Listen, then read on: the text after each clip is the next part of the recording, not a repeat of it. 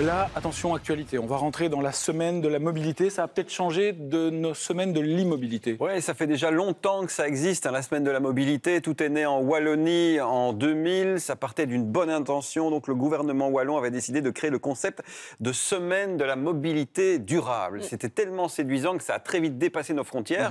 2 ans plus tard, en 2002, donc si je compte bien, c'est vendredi, on a un peu de mal, eh bien ça s'est retrouvé au niveau européen qui là aussi a repris ce concept de semaine de la mobilité. Et donc l'objectif, je cite tel quel la déclaration d'époque, promouvoir une mobilité plus conviviale grâce à un meilleur partage de l'espace public, de combiner de manière performante les moyens de se déplacer, d'encourager des actions de terrain concrètes menées par les citoyens eux-mêmes dans leur quartier, leur commune, leurs associations, leurs écoles. C'est beau ce qu'on disait à l'époque. Mais oui. bon, ça c'est le principe de base. Est-ce que ça a évolué au fil des ans? Écoutez, Jean-Christophe Willem s'est un peu baladé dans le temps. Il est allé voir comment c'était avant, comment c'est maintenant. Et c'est un petit peu l'histoire sans fin. Ça recommence, ça recommence, ça recommence.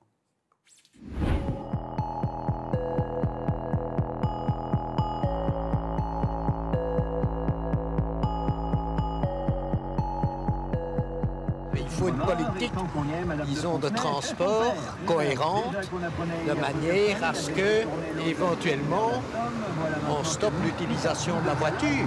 Encore faut-il que ce soit possible. Moi, je prends ça relax. Je m'énerve plus. Ça sert à rien. J'écoute la musique, je pense. Voilà. Ces images et ces témoignages datent de 2001. 16 ans de sensibilisation plus tard, nous voici de retour à Bruxelles. Mêmes embouteillages, mêmes témoignages. C'est une catastrophe à Bruxelles. Et c'est plus compliqué maintenant qu'il y a quelques années, vous trouvez? Ouh, dizaines, centaines de fois plus. Est-ce que c'est facile de circuler à Bruxelles? Pas du tout, c'est une folie. Et c'est une folie maintenant ou ça a toujours été comme ça? Maintenant, un peu plus comme ça, maintenant. Vous avez l'impression que ça ne s'améliore pas avec le temps? Ça ne s'améliore pas du tout.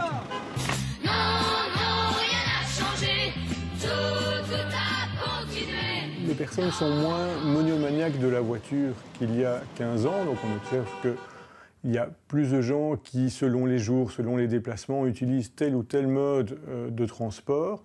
Mais il n'empêche que le taux de motorisation de la population en Belgique a augmenté, que les kilomètres parcourus chaque année ont augmenté, et donc certainement nos routes ne sont pas moins chargées qu'il y a 15 ans. Depuis 2002, c'est près d'1 million de voitures supplémentaires qui circulent sur nos routes, sans parler des camions et autres utilitaires. Dans le même temps, la part du rail a pourtant considérablement augmenté, 50% de passagers en plus dans les trains pour le trafic intérieur. Et tout cela sans le RER dont on parlait déjà en 2002. Pourtant, à l'heure actuelle, bon nombre de travaux sont stoppés. On ne prévoit pas l'ouverture de la ligne Nivelles-Bruxelles avant 2028. En soi, le RER qui peut tout résoudre, c'est le RER comme élément d'un package plus global avec un ensemble de mesures et de solutions fiscales, d'aménagement du territoire, de logement, et impliquant, une fois de plus, tous les acteurs publics et pas seulement tel ou tel niveau de pouvoir. Plus d'automobilistes, plus de passagers de train, mais aussi beaucoup plus d'utilisateurs de bus, trams et autres métros. Tout réseau confondu, c'est quasiment 80% d'augmentation depuis le début du siècle. À cela, il faut ajouter une progression constante de l'utilisation des motos et vélos. Les Belges se déplacent donc plus car ils sont plus nombreux à travailler et ils fuient des centres-villes devenus impayables. S'il y a plus de monde sur les routes, c'est aussi parce qu'il y a plus d'habitants en Belgique. On passe en 15 ans de 10 310 000 à 11 360 000. Alors, à défaut de politique ambitieuse, il y a de fortes chances que nos images de 2017 soient encore d'actualité dans 15 ans. On prend les paris puisque c'était pire maintenant. Oui.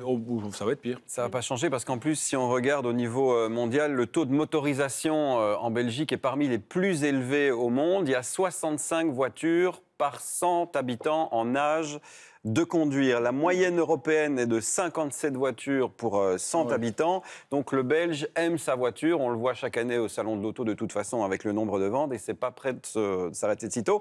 Alors de plus, si on compare maintenant au niveau européen le parc automobile entre les États-Unis et l'Europe, on s'aperçoit que depuis 2005, le parc automobile américain, alors que c'est le pays de tout à la voiture, est en train de diminuer. Donc il y a de moins en moins, ils ont perdu, je pense, 10 millions de voitures depuis 2005, alors qu'en Europe, ça continue de croître sans cesse. Alors pourtant, il y a quand même des initiatives qui sont prises en Europe, en tout cas l'ex-Europe bientôt, avec le Brexit, puisque là, on va prendre l'exemple de Londres, qui a proportionnellement 10 fois moins de places de parking que Bruxelles. L'hypercentre de Londres, donc vraiment le centre historique et touristique, est interdit aux voitures. Il n'y a que les véhicules professionnels de livraison, les bus et les transports en commun, taxis qui bougent. Il n'y a pas de voitures de société. Et donc, voilà, ils trouvent quand même des solutions pour la mobilité. Et c'est vrai que beaucoup d'Anglais, beaucoup de Londoniens prennent les transports en commun plus que chez nous. Oui, parce que là-bas, il y a un peu plus de lignes de métro qu'il y a à Bruxelles ça aussi, c'est vrai. On revient chez nous.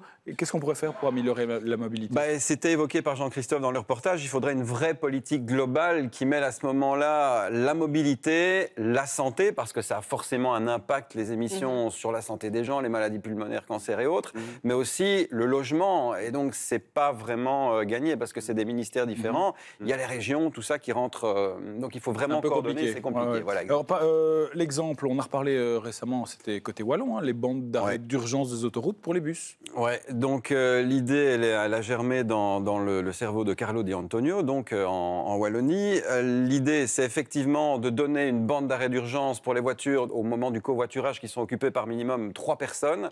Donc, pour ça, c'est avec un système de caméras. Il y a des zones tests qui vont être mises en application, notamment entre Wavre et Bruxelles. Mais Bruxelles étant une autre région, là, oui, ça va, voilà. Et puis l'autre, ça part de l'autre côté, vers le Luxembourg. En plus, pour arriver à Bruxelles, vous devez aussi passer en région flamande. Donc, ça commence à devenir compliqué. Il y a 4 ministres de la mobilité différents en Belgique. Il y a le fédéral et un pour chaque région. C'est pas gagné. Voilà. Alors, ou vous supprimez des ministres, ou ils se mettent tous d'accord, mais c'est pas gagné. Non, c'est pas gagné. Non, mais vraiment pas gagné. Qu'est-ce qu'on peut dire d'autre, si ce n'est que du côté des transports en commun, on attend, et on l'a vu, beaucoup du RER.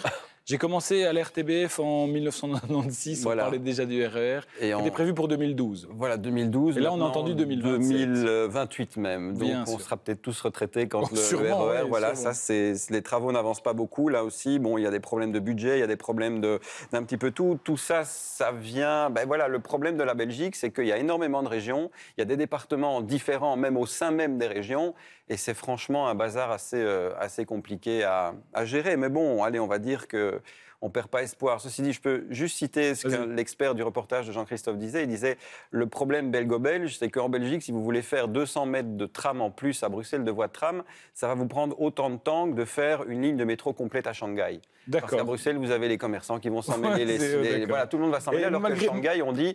On exproprie tout le monde, on fait la ligne. Oui, c'est peut-être pas... Parce qu'il y a mieux, mais voilà, il faut trouver le compromis entre les deux. Malgré tout, en 2 mots, qu'est-ce qui va se passer durant cette semaine de la mobilité? Côté wallon, avec le slogan « Faites sauter les bouchons », je cite, chaque jour, il y aura une alternative à la voiture qui sera mise en avant, le vélo, les nouveaux modes de déplacement, journée gratuite pour les techs, favoriser le covoiturage, mais un petit peu comme chaque année finalement. Et comme on l'a vu dans le reportage, on montre aux gens, c'est sympa une semaine, et puis tout le monde reprend sa voiture. C'est un peu ça le problème. Alors, il y a un pays qui est exemplaire au niveau de la mobilité, c'est le Danemark. Alors, le Danemark a vraiment tout fait pour réduire au maximum le nombre de véhicules, entre autres en proposant des autoroutes pour vélos dans la ville qui passent dans la ville. Et même la Hollande, donc, c'est totalement safe. Moi, je vous avoue, quand en Belgique, à Bruxelles en tout cas, je ne roule pas à vélo, j'ai trop peur des véhicules. Si, tu pourras le faire ce dimanche le dimanche, effectivement.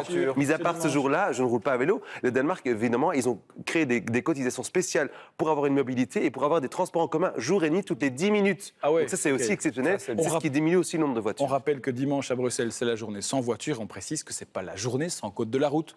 Il faut le dire tous les ans.